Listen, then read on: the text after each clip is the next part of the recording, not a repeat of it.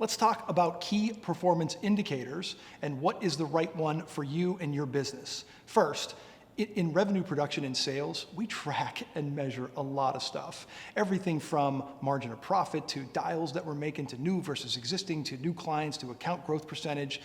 It can be overwhelming how many metrics in our business that we track and measure.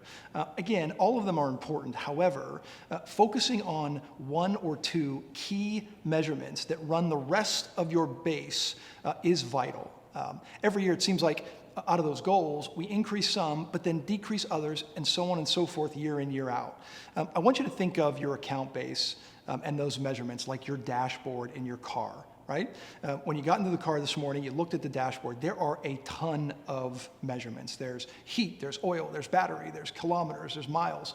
All of them are fairly important. However, as humans, we usually only focus on one, maybe two of those metrics. I can't remember the last time I got in my car and thought, oh, the battery's good, let's get going, right?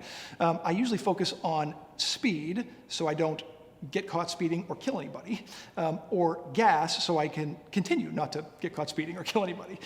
Those two, when I get in, if they are okay, then typically everything is going to run off of those okay, right? And so when you think about your business, there should be one or two metrics that directly affect everything else. And as long as you're hitting that metric, everything else should be fine, right?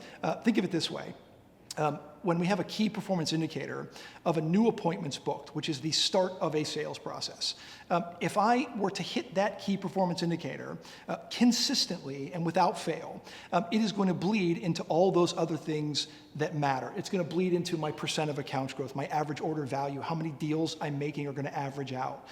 So as a business owner, I check all those dials maybe once a quarter, but I focus on that one or two that's going to be running my daily, weekly, and monthly base. As long as I'm hitting that, there's a direct correlation to me hitting my number.